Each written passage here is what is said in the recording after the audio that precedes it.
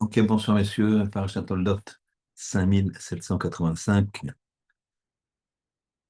Veuillez Toldot, Yitzhak ben Abraham, Abraham, Molid et Yitzhak.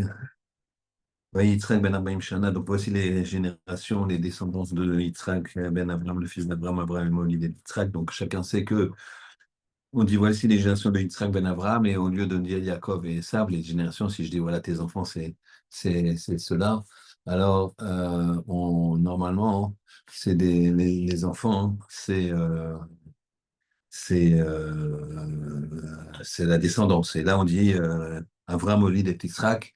Avram, il a enfanté Yitzhak. Donc, c'est quand même assez étonnant. C'est comme s'il y avait une boucle. D'accord? Donc, ça, on va répondre relativement immédiatement. Vayater Yitzhak Lachem Nenochach Ishto, Hi Akarai. Il a prié Avram, Yitzhak, au sujet de sa femme, parce qu'elle était Akara, elle était stérile. Vayaterlo, il a été répondu. C'est lui à qui on a répondu, quel Shmocho il a répondu. Vatar Rivka Ishto, elle est tombée enceinte et sa femme. Donc on voit que ici le terme Vayatar, il a prié Yitzhak, et Vayater, il a été exaucé, c'est le même. Très bien, on répond tout de suite aux questions parce que c'est peut-être sur ça qu'on va axer notre cours, mais c'est très important de bien cibler. Vu les Toldot d'Yitzhak ben Abraham, Abraham et Yitzhak, Abraham il a enfanté Yitzhak. Très bien. Pourquoi? Parce qu'en fait, comme on a dit au départ, c'est comme une boucle. Une boucle, c'est Yitzhak ben Abraham, Abraham, Polyd et Yitzhak. Et le projet d'un père, c'est d'amener son fils au maximum des possibilités que le fils il a, et ça a été le cas. C'est pour ça qu'on dit la descendance d'Yitzhak ben Abraham, c'est qu'Abraham, Polyd et Yitzhak, c'est que finalement, c'est les actions de Yitzhak qui ont été tout à fait dignes de son père, au point de dire qu'Abraham a enfanté Yitzhak. D'accord? Donc, c'est effectivement ces actions à Yitzhak. Et ici, passons, euh, on ne parle pas ici de la descendance physique. Bien que la descendance physique, en la matière de Yaakov, il n'y avait aucun problème. Maintenant, il y avait Esav, et ça, c'était le problème. Vayater Yitzhak, il a pris Yitzhak. Et ensuite, Vayater Lo, c'est lui qui a été exaucé et pas elle. Donc, pour lui, pourquoi lui et pas elle? Et pourquoi c'est le même terme? C'est le même terme parce que prier et exaucer, c'est la même chose. Vayater, prier, il a prié Yitzhak Lenochach Ishto au sujet de sa femme, Vayater Lo, et il a été exaucé, c'est la même chose. D'accord? Il faut savoir que quand on prie, on est exaucé. Alors, vous allez me dire, non, moi j'ai prié toute ma vie pour ça, j'ai pas eu. Alors, d'abord, tu n'es pas sûr que tu ne vas pas avoir au dernier moment. Deuxièmement, si tu es sûr que tu ne vas pas avoir au dernier moment parce que c'est mathématiquement pas possible ou physiquement pas possible, qui te dit que ce ne sera pas pour ton fils, que tu as prié pour ton fils, ou que c'est pas une fila qui devait avoir lieu plus tard ou plus tôt, et elle va servir, donc, ou elle a déjà servi. Donc en fait, ça c'est un principe. La prière, elle est tout le temps écoutée. Mais parfois, dans le temps, on ne comprend pas, puisque ou c'est avant, ou c'est pendant, ou c'est après, ou c'est dans une autre génération, ou c'est dans un autre Gilgul, dans une autre réincarnation. Mais ici, on voit bien que ça. Pourquoi c'est Sarah, c'est Rivka, pardon, qui n'a pas. Pourquoi c'est Yitzhak qui a été exaucé par Rivka? Parce que la tefila d'un tzaddik ben tzaddik, elle est plus puissante que la tefila d'un tzaddik ben Racha, qu'elle était fille d'un Racha. Alors, chacun sait qu'on a la question, c'est pas gentil. Lui, il est tzaddik, fils de tzaddik. Facile d'être tzaddik, fils de tzaddik. Donc, le tzaddik, fils de Racha, il dit, ouais, ton père, c'est Al Capone, ta mère, c'est une danseuse étoile. Qu'est-ce que tu vas, qu'est-ce que tu vas, qu'est-ce que tu vas, qu'est-ce que tu vas comparer? Non. Pourquoi? Le Maharal, il explique, parce que qu'en fait, quand quelqu'un, il est tzaddik, fils de tzaddik, c'est difficile, le repère. Le repère, quand le père, il est très haut, c'est très compliqué. On peut se décourager. Son père, il est très haut, c'est Baba Salé, c'est pas évident d'être le fils de Baba Salé ou de le fils d'un grand maître. Et c'est relativement rare qu'un Gadolador, son fils, soit également Gadolador. C'était le cas du Stipler, puisque le Stipler, il était Gadolador.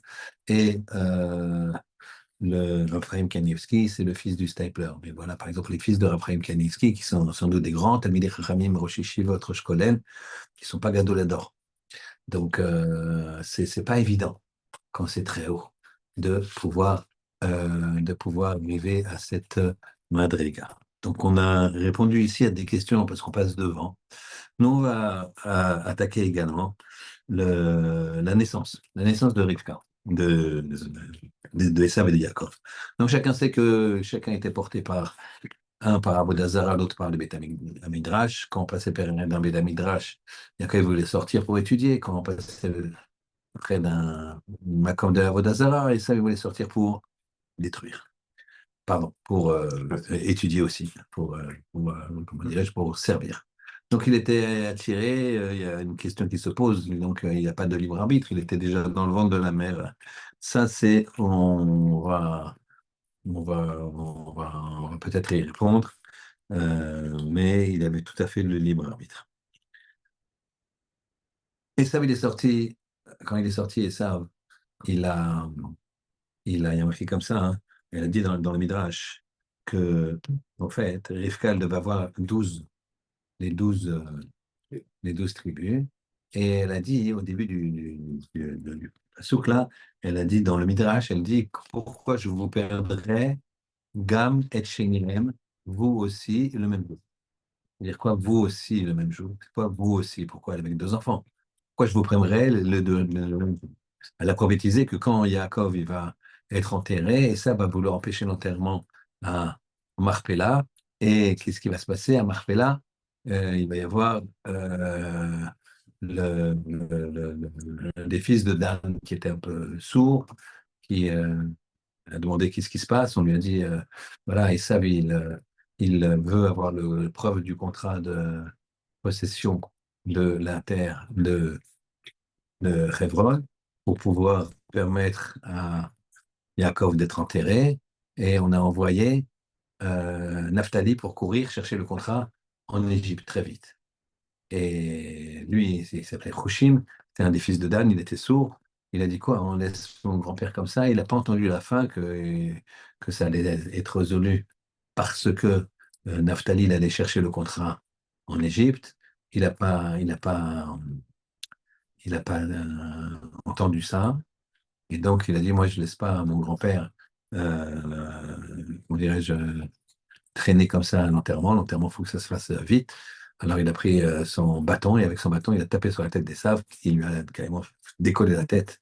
Et la tête des Saves est tombée dans le caveau avec le trou de Yaakov. C'est pour ça d'ailleurs que de nos jours, on a à Marpella, là-bas, il y a un endroit, et c'est le côté arabe, ils le vénèrent aussi. Il est marqué Esav là-bas. Quand allez voir, c'est d'ailleurs une petite. La dernière fois que j'ai été à 6-7 ans, tu le voyais encore, il y avait quelques barreaux dans la pierre. Bon, il n'y avait pas, il y a pas d'accès, mais on voyait les cousins qui étaient en face et qui pèlerinaient, ça. Donc, elle a dit, c'est quoi Gam? Gam, pourquoi je vous perdrai vous aussi le même jour? Donc, vous, toi et Jacob et Esav le même jour. C'est quoi le aussi? Le aussi, c'est parce qu'en fait, Esav, le Midrash raconte que quoi? Hein, il a absolument pas voulu que sa mère ait les 12 tribus, quand elle devait avoir les 12 tribus. Donc, en sortant, il a carrément arraché toute la matrice. Donc, c'est pour ça qu'il était rouge. Il était rouge du sang qu'il avait provoqué. C'est pour ça qu'il marquait Edom. Très bien. Maintenant, on va voir que Vaïgdelo Aneharim, ils ont grandi les enfants, Vaï Esav Ish Yodea Tsaïd. Ish Sadeh. Alors, c'est étonnant parce que on dit Ish Yodea Tsaïd. Euh, Esav, c'est un homme qui sait chasser. Ish Sadeh, c'est un homme des champs. Mais quand tu chasses, tu es dans les champs. Donc, pourquoi tu me répètes les deux choses? Tu me dis deux fois Ish pour Esav.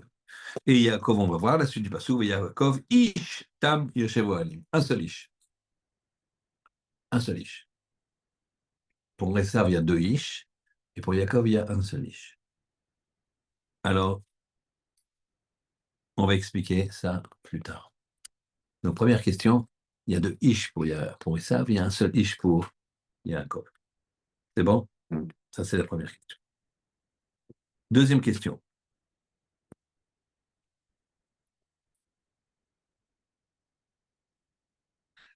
Il y a marqué comme ça. Vayehav, Yitzhak et Esav, Kitsaïd Befif, c'est le passage d'après. Vayehav, il aimait Yitzhak et Esav, Kitsaïd Befif, parce qu'il chassait de la bouche. Virivka Ohevet et Yaakov. Alors, quand on analyse bien, c'est très important. Il y a marqué Vayehav. Vayehav, c'est au. Ah, le Yud. C'est le futur. Ouais. Az Yashir Moshe. Alors, il chantera. Le Yud, c'est le futur. Ah, il sera qu'il aimera. Et ça, c'est étonnant. Qu'il tsaï Béfi, parce il l'aimera. Donc il l'aimait pas à ce moment-là ou quoi? Je comprends pas. Il l'aimera. Par contre, Verivka, Ohevet et Yaakov. Il n'y a pas marqué Yehav, Yaakov. Ohevet, elle aimait Yaakov. Qu'est-ce qui se passe ici? Les traductions, elles ne traduisent pas comme je viens de dire, mais c'est une erreur. Vayehav, Yitzhak et Esav, Kitsaïd Béfi. Alors, il n'aimera pas, et ça, on l'aimera parce qu'il est Tsaïd Béfiv, et Rivka, il était répété. Fameuse question toujours qui va planer, c'est aussi une question à laquelle on répondra à la fin. Comment ça se fait que Yitzhak, il a pu être aveugle à ce moment-là? Comment dire, ça, faut pas le prendre pour un. C'est pas rigolo, Yitzhak. Il sent les choses, il sent quand Esav il va venir, il sent l'odeur du Guéhinam, quand Yaakov il vient, il sent l'odeur du Nédem, il sent les choses. Qu'est-ce qui se passe ici? Comment il. Très bien.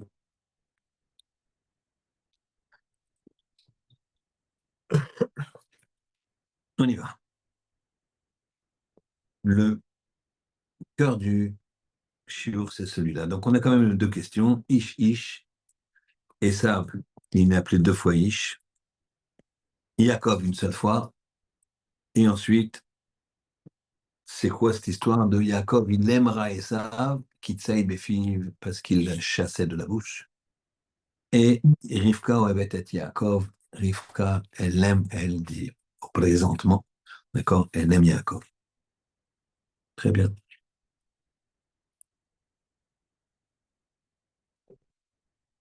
La suite, Vayazed, Yaakov Nazid, il a fait un plat d'entier. Vayavo Esav Minasadeh, il est venu du champ Voyef. Il était fatigué. Il n'en pouvait plus. Quand il dit Ayef, c'est-à-dire qu'il était quasi mourant. Voyez, Esav Yaakov, il lui a dit Aliteni, fais-moi manger de ce Adam Azé, qui Ayef Anochi, car je suis fatigué. J'en peux plus. Jette-le-moi dans le Alitenina, c'est-à-dire, jette-le. Voyez, Yaakov, attends, monsieur. Pas gratos. Tu vas manger, il faut payer. Hein, pas. Michak Chayom et Bechotechali. Il lui dit, moi je veux bien te donner à manger, mais tu me vends ta Bechora. Tu me donnes ton droit d'aînesse. Une drôle de frère. Drôle de frère. Vayomer Esav, Inanochi olech lamut. Mais je vais mourir. Et si je meurs la Malaisie, Bechora, qu'est-ce que ça peut me faire la Bechora? Je vais mourir. Donc il était mourant. Donc t'as ton frère qui est là, qui dit, ah, mais non, je peux plus. Il dit, ah, tu vends ton droit d'aînesse, sinon tu ne manges pas.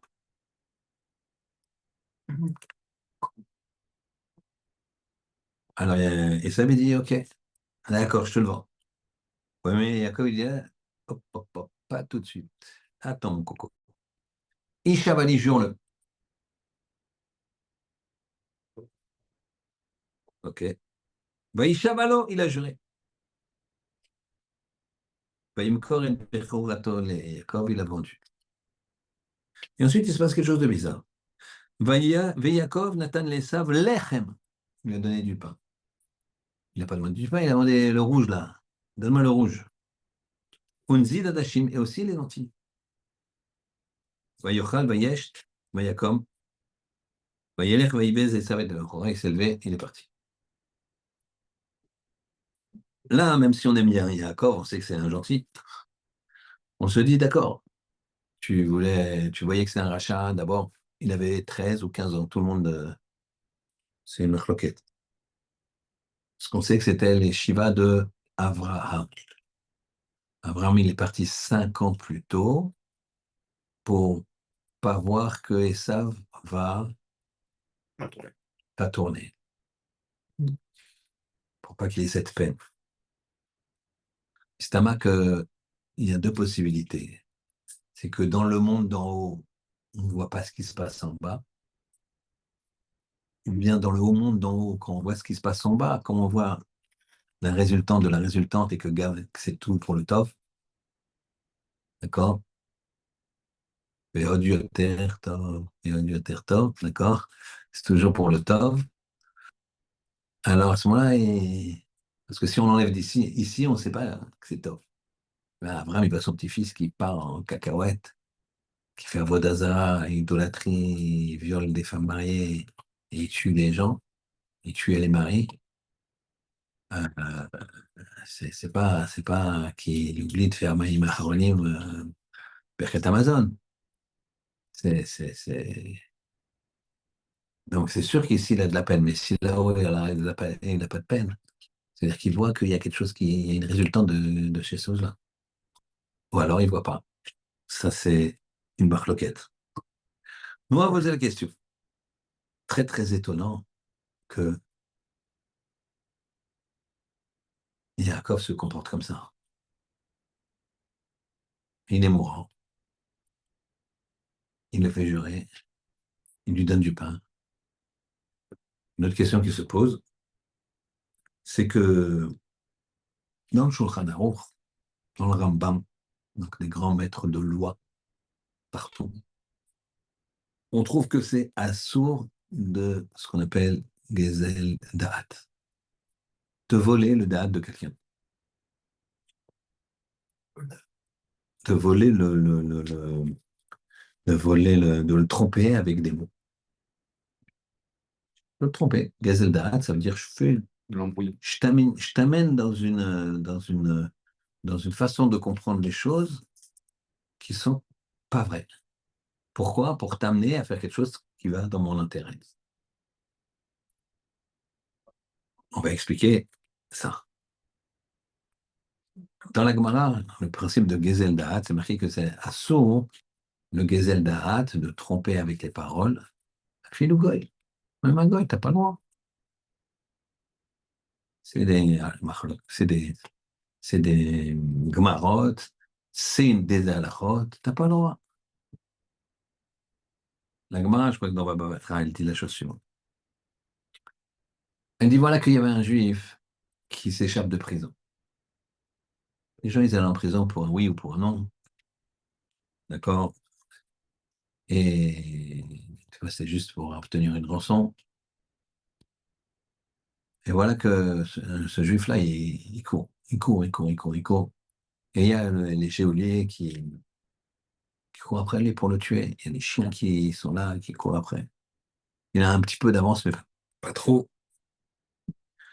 Voilà qu'il arrive et, horreur, il y a un lac, un fleuve.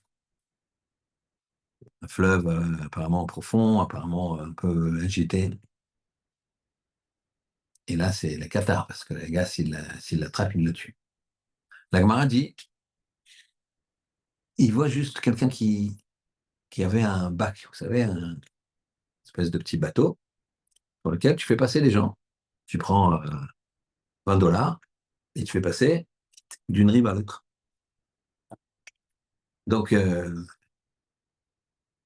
il dit comme ça, il court, il arrive, il voit au loin, là, un peu plus loin dans le fleuve, ce espèce de bac, là, ce mini bateau qui fait passer les choses, de l'autre côté du fleuve.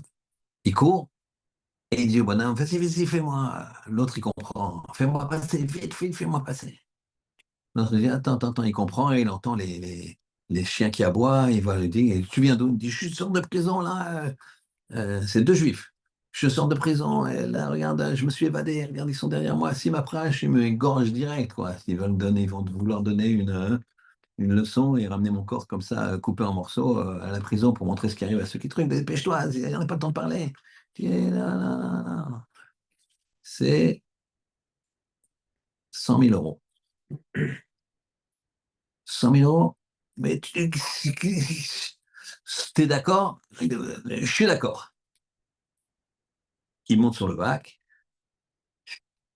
il le met de l'autre côté, il est sauvé. Au Hachem. Et qu'est-ce qui se passe? Arrivé de l'autre côté, il lui sort 20, 20 euros. Et puis, comme il a eu la Bissau, il lui dit, allez, je te donne 100 euros et garde la monnaie. Donc, il est un grand malade. T'as dit que tu donnais 10 000 euros. Ça vaut pas. Il lui dit, il lui dit Chatea Haïti Bach. Chatea Haïti. C'est-à-dire, je me suis moqué de toi. Et évidemment, je t'ai dit oui, mais je pensais non. Parce que c'est pas bien ce que tu fais. Mais Chatea Haïti. Il lui dit, t'es un religieux, toi. Moi, je suis religieux, toi, t'es religieux. Ah, mais on va Beddin. On va au Beddin. Ils vont au Beddin. Le Beddin, il dit, t'as raison. Il avait raison. Mais Chatea Haïti, il s'est moqué de toi, ça marche. Tu veux lui vendre le passage de quelque chose qui vaut 20 dollars, tu lui vends 10 000 dollars. Ben, ça marche pas, monsieur. Mais je vais sauver la vie. Ouais, mais non, non, c'est bon. Il t'a donné 100 dollars. Ben, magnifique, tu vois, il a quand même. Mais il t'aurait donné 1000 dollars, c'était suffisant. Fort de ça, qu'est-ce qu'on dit? Que la vente, elle est caduque. Que la vente d'Abercrombie, elle est caduque. Il a faim, vas-y, vas-y, donne-moi. Ouais, je vais mourir, j'en peux plus. Vends ta Bechora. D'accord, c'est bon, je te la vends. Mais il pourrait lui dire, mais Chatea, je t'ai trompé, quoi. Et c'est une Gemara, mais Foréchette. Yaakov, il était Mitracham, Yitzhak, il était Mitracham. Il a étudié à fond, jusqu'à 13 ans. Yaakov, il n'a jamais arrêté. Elle est claire, la question? Ah non, on va répondre à quelque chose. Avant de répondre à ces Kenyanim, on va répondre aux premières questions. On dit des choses suivantes. On dit pourquoi c'est au futur que Yitzhak, il va aimer Esav qui tseïd Béchif. Alors au début du shiur, on a dit que, comme chacun sait, Esav, il courait vers les idoles. Enfin, il voulait courir vers les idoles quand il était dans le ventre de sa mère. Et Yaakov, il courait vers le Beth Midrash, les Shiurim. Donc ça y est, c'était pesé. Non. Quand Esav, il court vers les idoles,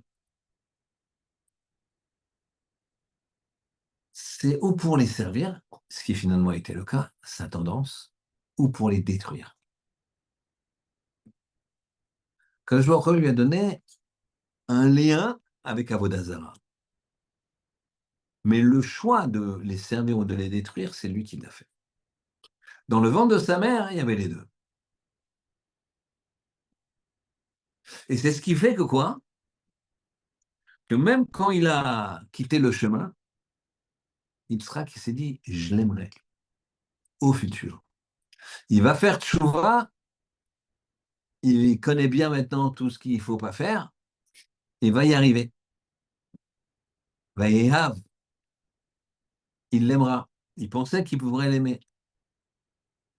Mais finalement, ça n'a pas fait. Il n'a pas fait tchouva. Il pensait que de la même façon que son oncle, Ishmaël, il avait fait tchouva. Parce qu'à la fin, on a vu que qui c'est qui a enterré Abraham? Yitzhak et Ishmaël. C'est-à-dire qu'Ishmaël, qui était l'aîné, il a laissé Yitzhak d'abord. Pourtant, c'était l'aîné. Les nains étaient plus grands que moi. Donc il avait fait tchouva. Mais ça, on n'a pas vu ça.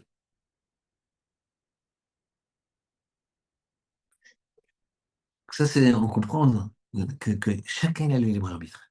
Chacun, il a la capacité de choisir son chemin. Et celui qui est très grand, il peut être très bas. Et celui qui est très bas, il peut être très grand. Alors maintenant, on va essayer de comprendre. On a un problème. C'est que la vente, elle est caduque.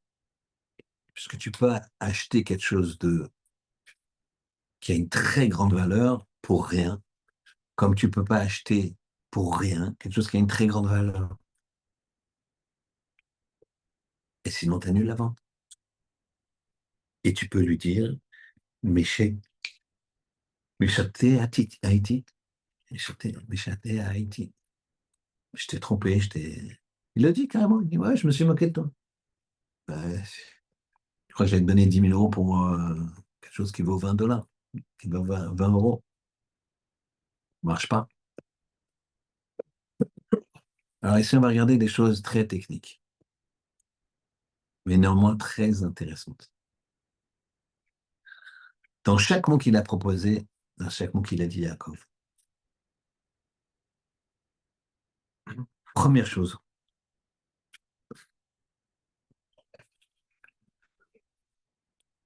la halakha dit la chose suivante, qu'à partir du moment où quelqu'un il jure, alors là, il peut plus dire, l'autre ne peut plus dire, je t'ai joué, ou je me suis moqué de toi, Chaté Haït. Il peut plus dire ça.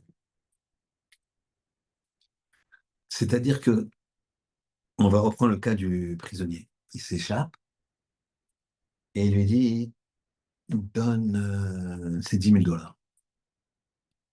Et l'autre, il dit, bon, d'accord. Il dit, attends, attends, attends, attends. Je jure que tu me les donneras. Je te prends pas si. Là, s'il jure, maintenant il vient, il lui donne 20 dollars. Ils vont au Beddin, il va dire, le Beddin va dire, t'as juré? Il dit, j'ai juré. Ah bah, t'es obligé de donner. C'est ça qu'il a fait. Nous, on s'est dit, Yaakov, qu'est-ce qu'il fait? Vayomer Yaakov, Ishaba Ali. Oh, Yaakov, tu pousses. Il est en train de mourir, ton. Il est en train de mourir. Qu'est-ce que tu te fais jurer? Et Shavalo, quand tu jures, tu entends, ça bloque. Tu ne peux plus dire, t'as juré que tu donnerais. Ça, c'est fini. Deuxième question. Normalement, quelqu'un qui est mourant, tu lui fais faire dire ce qu'il veut. Ça ne marche pas. Il est mourant parce qu'il mourrait de faim. Lui, il a vendu avec quoi? Il a vendu avec les plats d'antilles. Mais qu'est-ce qu'il a donné avant? Vayomer, mais Yaakov Nathan les savent, lechem, d'abord du pain. Il a dit, attends, attends, attends, attends. J'ai pas envie que tu me fasses un enfant dans le dos. Tu dis que moi, j'ai accepté parce que j'étais mourant. Tiens, fais-moi de ci, prends ce pain. C'est bon, il était bon, t'es bien calé? Très bien. Maintenant, tu veux toujours les hadassim? Je veux. Donc, la vente est confirmée. Parce que tu vois que t'es pas mourant. C'est ça qui a marqué. Lui, il a dit, Yaakov Nathan les sav lechem. Il a marqué lechem, il n'y a pas marqué. Il a donné les lentilles, il a donné lechem, il n'a pas demandé sav. Là aussi, Jacob, il a rusé. Enfin, il n'a pas rusé, il a assuré. T'es plus mourant, mon ami. Donc, tu es en pleine connaissance de cause et avec un libre arbitre total. Tu t'en fiches de la Bechora. Maintenant, donc, il y a ce qu'on appelle plusieurs kinyanim, plusieurs actions qui font que quoi? Que Jacob, il est le vrai propriétaire. Il a acquis vraiment. Première chose, c'est qu'il a juré. On vient de voir. Deuxième chose, il l'a empêché de dire, mais j'étais mourant. tu m'as arraché cette vente en étant mourant. Tu n'étais pas mourant, tu avais mangé le pain. Et tu as continué la vente pour le plat entier. Donc, il n'y a pas. Deuxièmement, quand il lui a donné un plat, tu lui as donné comme ça les lentilles, tu lances avec les mains. Ouais, les Tunisiens ils rigolent parce qu'ils disent ouais, pour moi. Mais dans le 16e, même les Tunisiens du 16e, ils mangent plus avec les mains. D'accord? Donc, il n'a pas donné les mains. Mais il a donné dans quoi? Dans une assiette. Comment il a fait? Comment on fait quand on vend le Hametz? Quand on vend notre Hametz, c'est pour ça qu'il faut le vendre devant le rabbin. Internet, c'est compliqué. À chaque fois, je dis si on peut pas, on peut pas. Mais il faut aller voir son rabbin ou le rabbin à qui on vend et qui fait Kinyan. Qu'est-ce qu'il fait le rabbin? Il te prend un stylo, il te donne un stylo, d'accord? Il dit tiens, prends le stylo. Et toi, quand tu dis voilà, tu prends le stylo et tu dis votre Hametz, il passe chez vous. Après le rave, il le vendra au goy avec une certaine procédure. Mais là, en prenant l'objet du rave, tu bascules, ça s'appelle Kinyan Khalifin. Kinyan Khalifin, c'est-à-dire que tu fais acquérir en soulevant ton le stylo, la kippa, l'objet qui appartient au rave. Donc lui, il a donné l'assiette. Il a dit, vas-y, mon ami. T'es d'accord? Tu me la vends? Je te donne ça. Là aussi, il a pris l'assiette. Il a fait Kinyan. C'est le troisième Kinyan en Bretagne. Il a assuré. Yaakov, il a assuré. Après, il y a encore un autre Kinyan qui est très important en Bretagne. Tout ça, c'est halachiquement. Hein. C'est de nos jours. Ça s'appelle un Kinyan Situmta. Kinyan Situmta, c'est le suivant. Il n'y a aucun Kinyan physique. C'est des Kinyan On se met d'accord. Exemple, tu me vends ça? Oui. Combien? Tant. À Mazel Tov. Envers, il tape, il dit Mazal. Terminé. C'est à la main Mazal, c'est fini. Alors, les gens ils disent, c'est pas un kinyan, c'est qu'une parole. C'est pas évident. Kinyan situmta, c'est on s'est mis d'accord sur un prix, sur ce que tu veux. Et on a fait un lechaim. On s'est assis, on a mangé. On voit que Yaakov, il s'est assis avec lui. Yaakov Nathan Le'esav Lechem, Nezid, Adashim, Vayochal, Vayesh, Vayakov, Vayelech, Vayelez. Il a mangé, il a bu. Ça, c'est. Yaakov, il a mangé, il a bu avec lui. Donc, ça fait un petit repas, un petit lechaim. Ouais, tiens, c'est bien, on fait le deal, on fait le deal. Tiens, un petit peu de vodka, d'accord? Bourra, excuse-moi, d'accord? Et Mahria pour les Marocains, s'il y en a, d'accord? Donc, il faut les khaïl, ça s'appelle kinyan, c'est tout. T'as tout mis à plat, 5 kinyan. Donc, t'as 5 kinyan. Des fois, je me dis, ah, j'ai rien signé, j'ai rien donné, j'ai rien ceci, j'ai rien cela, mais t'as fait les khaïl. C'est problématique, très, très problématique. Un bedding vous dira, ah, vous êtes assis, vous êtes serré la main, vous avez fait les khaïm? Ouais, on a fait les khaïm, on était hier à un restaurant, on est venu, on fêtait ça. Kinyan situmta. Les choses, elles sont satoum, elles sont fermées. Ça, c'est le quatrième combien. Donc, on voit que quoi? Que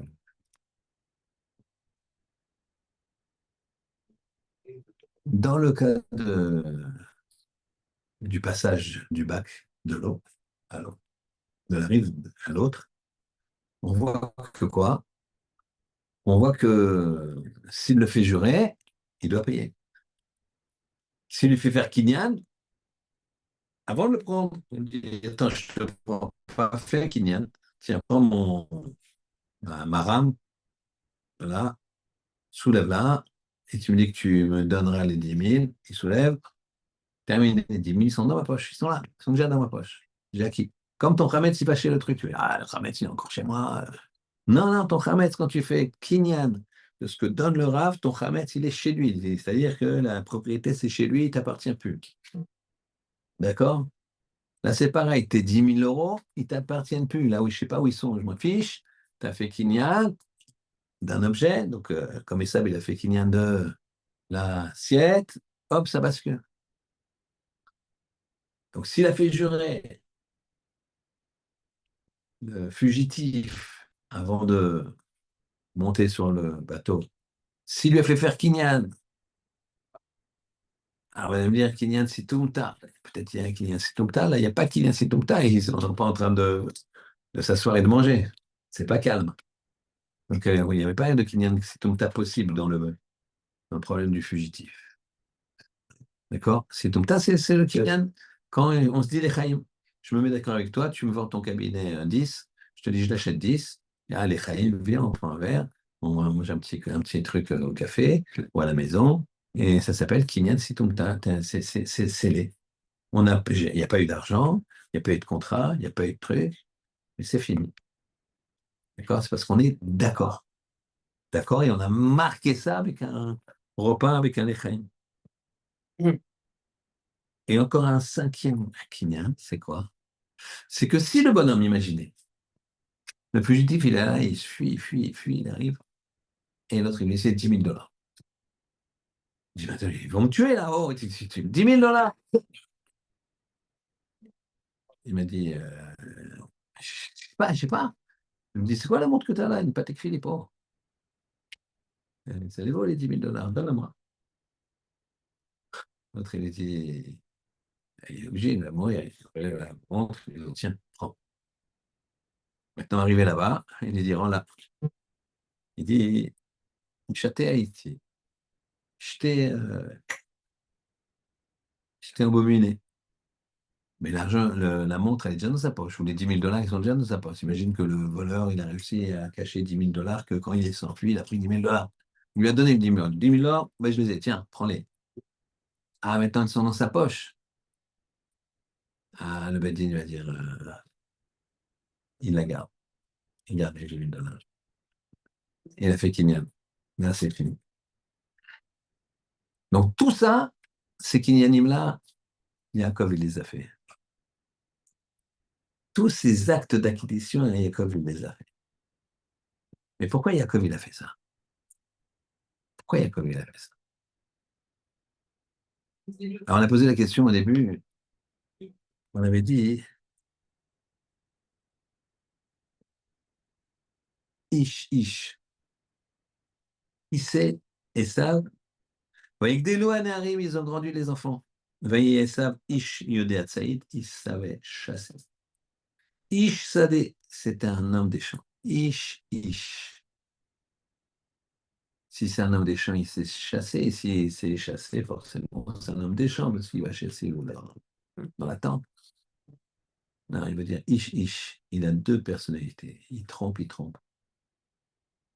Il n'est pas pareil devant qu'à l'intérieur. Lui, Yaakov Ishtam Yoshevu Alim. Yaakov, il est Ishtam. Un homme simple, il est assis dans les doutes. Yaakov, oui, il est Yoshevu Alim. Yaakov, tout de suite, il a compris que ça allait pas. Et que le projet, il était compliqué. Maintenant, Yaakov, il pouvait dire, moi, on va voir comment ça se passe. Hein. Non. Yaakov, il a vu, il a compris que si jamais Esav, il recevait les brachot, ce serait catastrophique, puisque les brachot de Yitzhak, elles sont énormes. Yitzhak, qu'est-ce qu'il va faire à la fin de cette paracha? Il va bénir. Il va bénir, il va dire à Esav, moi, j'ai plus rien. J'ai plus rien, mon ami. Qu'est-ce que tu veux que je fasse pour toi? J'ai tout donné. Et finalement, il lui a dit, il reste un petit quelque chose. Il lui a dit, oh, sache une chose, c'est que quand il est bas, tu l'auras. Hein? Quand il est bas, quand Yaakov il est bas, les Juifs, ils seront pauvres de mitzvot, alors tu as la main dessus. Et s'ils sont hauts, on ne va jamais rien faire. Hauts dans les mitzvot. Il a donné la recette. C'est pour ça que les Romains, les Grecs, tout ça, ils voulaient assimiler. C'est vrai que si ça ne fonctionne pas, si la Torah elle est bafouée, alors c'est fini. C'est pas une question d'armée, la victoire. C'est une question de teshuva. Question de teshuva. Je fais une interpellation qui ne tient qu'à moi, là, qui, je sais pas, je suis pas dans les comptes du bon Dieu. Mais on a vu un début de l'année dernière catastrophique avec le 7 octobre, Simchat Torah. Mais en même temps, on a vu quoi? On a vu une teshuva énorme. Les gens, ils ont fait teshuva. Les gens, ils ont fait teshuva. Beaucoup de personnes ont fait teshuva. Et ça continue, il était élim, etc. Et la situation, elle a l'air de changer. Akadosh Baruch Hu, il regarde. Yaakov, il sait ça. Il se dit, si Esav, il prend la bracha, alors là, ça va être compliqué parce que on n'aurait plus cette bracha, nous. C'est le règle de la spiritualité que Yitzhak, apparemment, il veut donner à Esav. Parce que Yitzhak, il s'est dit, va y aller, Esav, je l'aimerais. Il va faire tes choix. Il va y aller. Il va finir par exploser les idoles. Il va finir par le faire. Pourquoi? Kitsaïd Béfiv. C'est pas qu'il va détruire. Il va influencer avec ses paroles. Ça va être un darshan de folie, un orateur de folie. Et il va réussir à même parler aux nations. Donc, vous voyez, on dit, regardez, il y a Hachem Echad, il y a la place pour vous, il y a cette loi de noir, et vous êtes aussi grand que nous. Il n'y a pas, nous, on ne cherche pas à vous changer. Mais servez Hachem comme il faut. Et ça va avec cette force. Plus que Jacob. C'est pour ça que Yitzhak, il dit, non, mais on ne peut pas se passer de cette puissance. Et il le savait, Jacob, il était très dangereux, et ça. Ish, ish. Donc il a dit, moi, je la veux, la Bechora, coûte que coûte. Donc il a fait tous les kinnéras, tous les kinnéras. Alors on peut se demander, peut-être que ça ne plaît pas tellement à la Torah. On a dit au départ que les ventes à magouille, tout ça, c'est un peu. On a vu que c'était pas une vente à magouille. On a vu que c'était une vente avec des kinyanim, 1, 2, 3, 4, 5, il a fait tout. Ah, je suis mourant, t'as pas le droit ou d'acheter quelque chose à quelqu'un de mourant. Et comme ça. Une histoire un petit peu dramatique, mais vous allez comprendre. Dans le style, mais c'est Rav Galinsky qui raconte ça. Il a expliqué que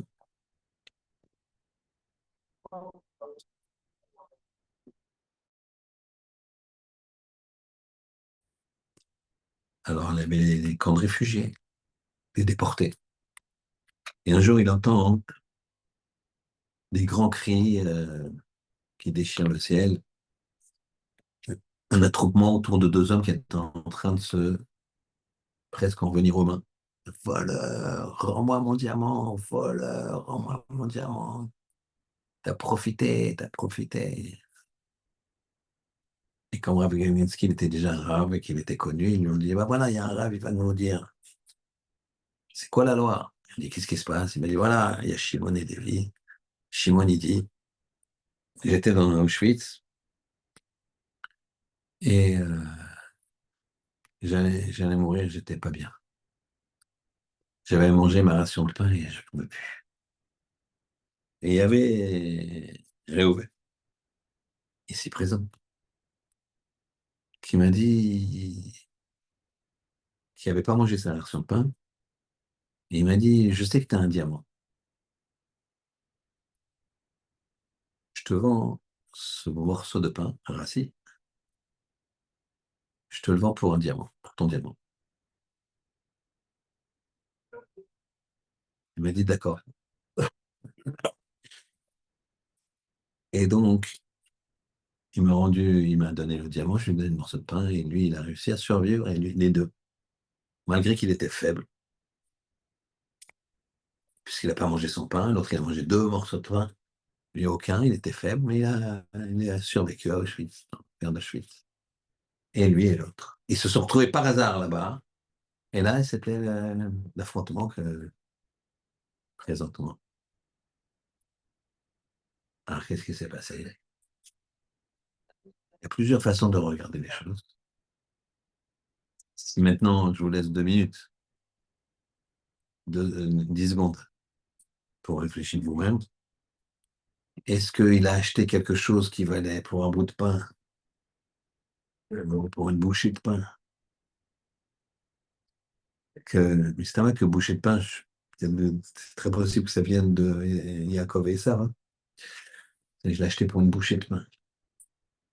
Parce que tu vois bien, il y a marqué Lechem. Est-ce que là, il va dire, t'as acheté pour une bouchée de pain hein, quelque chose qui vaut très cher à quelqu'un de mourant, donc ça marche pas. Ou alors, tu vas estimer que quoi? Que à ce moment-là, le pain, il vaut plus cher que le diamant. Que donc, c'est une transaction qui est, qui est valable. Mais en Bretagne, sachez quoi? Que oui, c'est une transaction qui est valable. Galensky, il a dit c'est une transaction qui est valable. Pourquoi? Parce qu'effectivement, ce pain-là, il avait plus de valeur que le diamant. Le pain, là, il te sauvait la vie. Le diamant, il te sauvera la vie. Enfin, il te permettra de mieux vivre si tu sors en vie. Si tu ne sors pas en vie, il ne sert à rien, ce diamant. Donc, on voit qu'on a besoin de réfléchir. Que ce n'est pas évident. Les gens ils disent finalement, Yaakov, c'est un rusé. Non. Yaakov, il a mis des plans fins parce qu'en face de lui, il avait un rusé. Et donc, il a fait tous les kinyanim possibles, tous les systèmes d'acquisition possibles pour que Esav ne revienne pas. Et savez comment il est revenu? Il a dit à son père, il m'a volé. 2 fois, il m'a volé. Qu'est-ce qui t'a volé? Il t'a fait un kinyan la méadrine, un kinyan des principes d'acquisition les plus, euh, les plus valables. Alors maintenant, on va voir la Torah, qu'est-ce qu'elle nous dit? La Torah, elle nous dit à la fin de la paracha, hein, la chose suivante. Et c'est extraordinaire. Et là, je vous pose la question, mais je n'ai pas de réponse. Elle dit comme ça.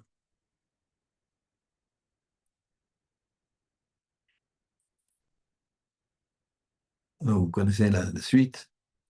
Yaakov, il a acquis la Bechora, et quand Yitzhak, il a pensé qu'il allait peut-être mourir, il a dit à Essa, va me chercher un un bon plat, fais-moi deux agneaux bien comme il faut, et puis et fais-moi un bon plat, je vais manger, je serai rassasié, je vais te bénir. Et Sam, il essaie, il part à la chasse, il attrape une bête, il l'attache pour chercher une autre, et l'ange Gabriel arrive, il la détache. Comme ça, 1 fois, 2 fois, 3 fois. Il n'arrive pas. Alors, qu'est-ce qu'il va faire? Il ne va pas avoir peur d'égorger un chien. Il va trouver un chien, il va l'égorger, il va apprêter du chien pour donner à manger à Yitzhak. Mais entre-temps, Jacob, il avait déjà, puisque Rivka, elle avait entendu par Roi HaKodesh que Issa et Yitzhak, ils avaient parlé, que Yitzhak, il avait dit à Issa, vas-y, donne-moi un plat que je te bénisse. Rivka, elle est tout de suite pris dans son cheptel, dans les troupeaux qui lui appartenaient. Tout de suite, elle a pris deux bêtes, elle les a apprêtées, il a donné à manger, il a fait ses fameuses brachot, il a dit, il a senti avec Yaakov qu'il n'y avait pas de, il avait un doute comme ça. Pareil, on a dit que Yaakov, il a menti. C'est toi, Esav? Anochi, Esav, Bechoricha. Je suis Esav, ton néné. Comment tu peux dire ça? Il faut dire Anochi, virgule, moi, c'est moi. Anochi, Yaakov. C'est moi, Yaakov. Esav, Bechoricha. Dans ta tête, papa, c'est Bechoricha. Mais c'est moi le aîné. Anochi, Yaakov. C'est moi. Esav, Bechoricha. C'est ton aîné. Mais c'est pas celui du... Et après, Esav est venu, il a pris il n'a pas pris la bracha, mais il a pris le principe que si jamais nous, on est fort, il ne pourra jamais rien faire. Rien. Il sera impuissant. Quand on dit on est fort, dans la Torah, c'est une mitzvot, là, c'est Tovim, et qu'on est en ardoute. On est ensemble bien. Il y a une unité dans le clan d'Israël. Mais si jamais il y a des paramètres qui manquent, là, c'est problématique. Et puis, donc, il a commencé à, évidemment, il a détesté encore plus Yaakov. Il a dit les, les années de la mort de mon père approchent. Dès qu'il meurt, je tue Yaakov. Alors, il a eu peur, il y a Rivka, il y a Yitzhak, ils ont voulu. Parce qu'entre-temps, Yitzhak, il a senti qu'il y avait un problème, puisque quand est venu, quand est venu Esav pour se faire bénir, il a senti, il a vu le Gehinam s'ouvrir à ses pieds. Il a senti une odeur de putréfaction, une odeur insoutenable, et il a dit, ah, c'est quoi ça? Qui tu es? Ok, il a compris. Donc maintenant, bah, Yishlach Yitzhak et Yaakov. Yitzhak, il a renvoyé Yaakov. Il n'est pas d'Aram, il l'a envoyé vers Aram. Elle l'a ben Metuel, il lui a dit trouve une femme là-bas. Il faut trouver une femme dans cette famille, qui est pourtant une famille un peu de crapule, mais il y a le chesed qui est né de ça.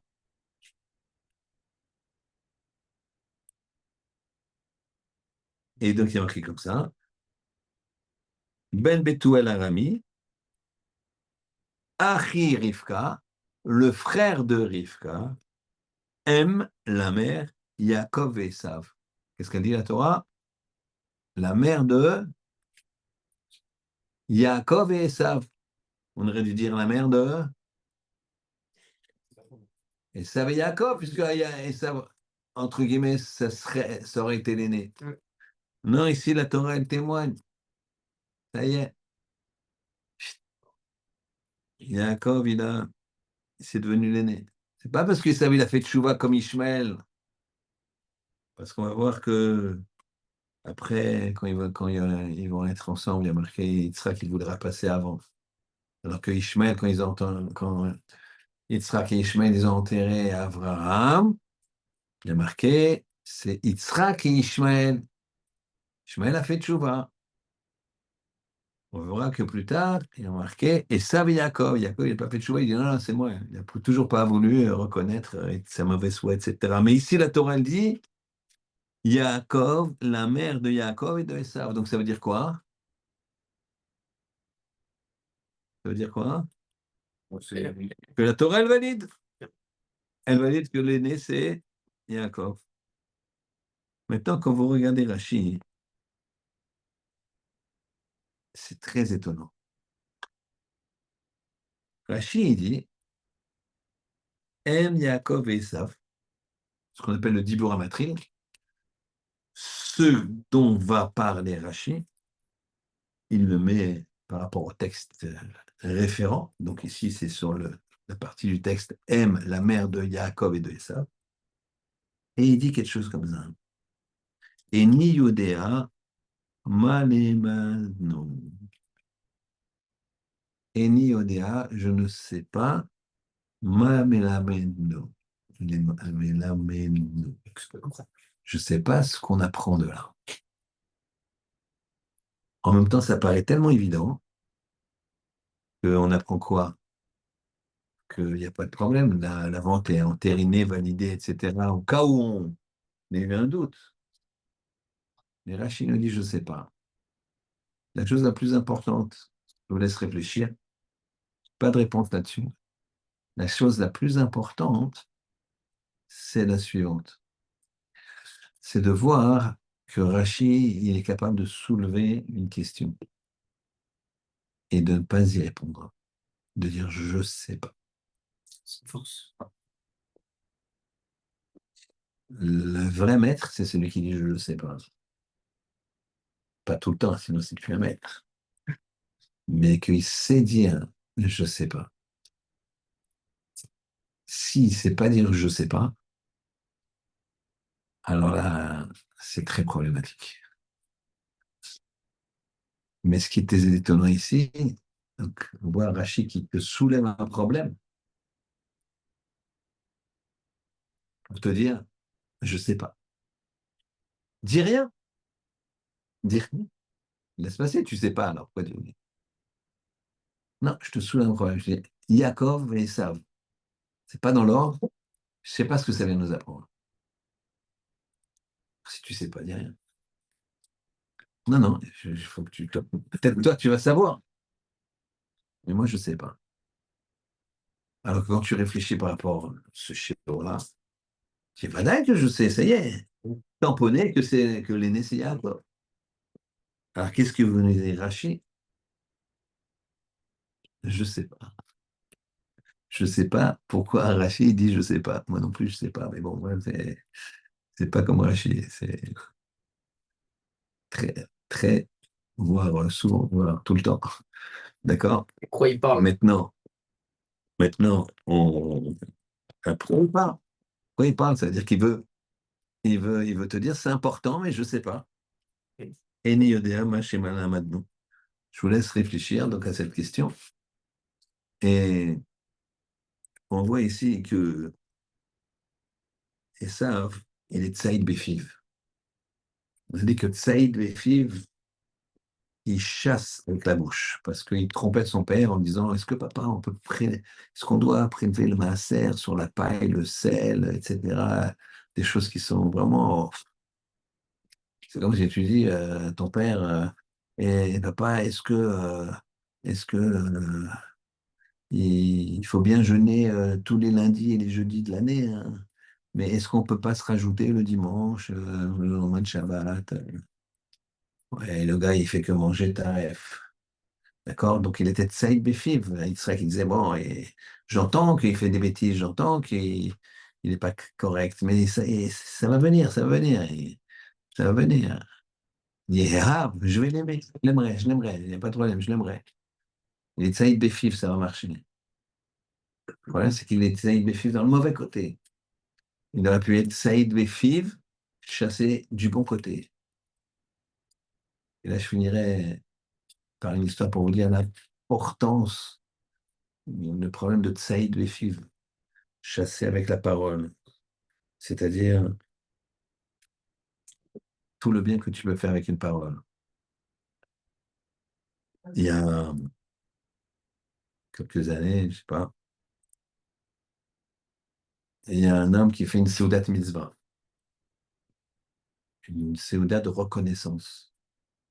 Pourquoi? 18 ans, il avait la maladie, et au bout de 18 ans, il est guéri.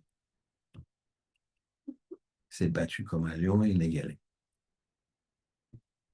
Alors, il a fait un grand repas avec ses copains, sa famille, et il a invité un médecin. Et les gens de la famille qui connaissaient bien, ils étaient 18 ans, hein. Il était suivi par plusieurs médecins, comme ça, ils connaissaient bien les médecins, les gens de la famille, puisqu'ils allaient le voir, machin, tout ça, à l'hôpital, quand il y avait des interventions et tout. Et ce médecin-là, j'ai jamais entendu parler. Et il était là, à sa droite. Et l'ex-malade, il prend la parole. Et il dit, vous demandez tous pourquoi j'ai invité un docteur un tel. Eh bien, je vais vous dire, j'ai une très, très grande reconnaissance vis-à-vis de lui. Ils savent pas, ils comprennent pas, il n'a pas soigné. Quand il s'est renseigné, il est pas dans la spécialité que lui, il avait. Et parce que quand je suis arrivé, il y a 18 ans, dans un état dramatique, les médecins, ils étaient là, il y avait plusieurs patients comme ça qui étaient allongés, moitié dans le coma. Et donc, c'était un peu style urgence.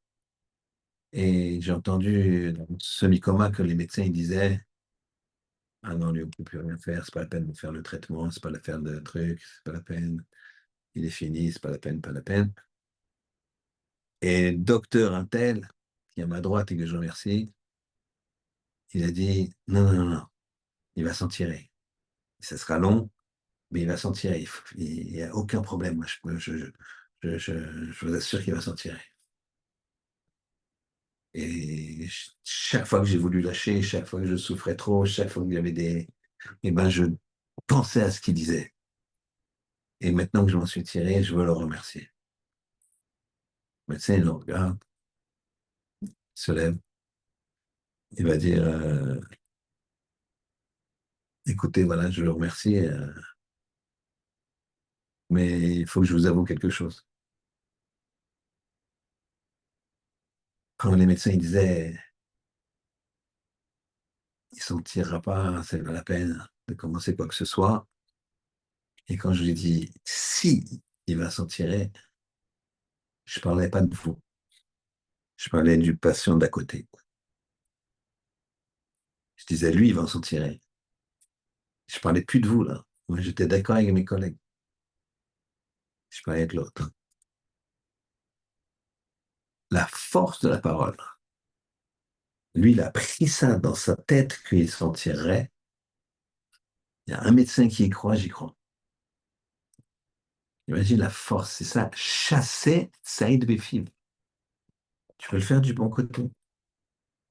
Tu peux dire à un enfant, il n'a pas compris tellement. Tu dis, écoute, tu as bien compris le début, la fin. Viens, on s'assoit, on réfléchit. Tu lui dis, tu n'as rien compris. Comment tu fais? Imagine un yeshiva. Tu demandes à faire des tableaux des fois. Tu vois que le gars, il a fait le tableau. Rien compris. Tu lui dis, t'as rien compris? Tu cherches le- l'endroit où il a compris. C'est toujours un endroit où il a compris. Il a dit ça, bien. Mais pourquoi t'es pas parti d'ici pour faire ça? Pourquoi après t'as changé? La force de la parole. C'est ça qu'il avait ça. Et ça, il avait ça. La force de la parole. Et après, quand il a changé. Il l'a mis dans la bouche de Yitzhak. À Kol Kol Yaakov, Yadaim Yede Esav. C'est fini. Toi, Esav, tu avais la puissance de la parole. Je te l'ai enlevé. Par contre, les mains, ça, la guerre, c'est toi.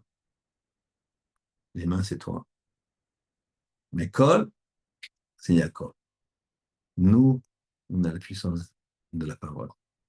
Qu'Hachem il fasse que cette parole-là, on l'utilise pour des tfilotes, pour étudier et pour encourager chacun à se rapprocher d'Hachem dans la Torah et la Kedusha.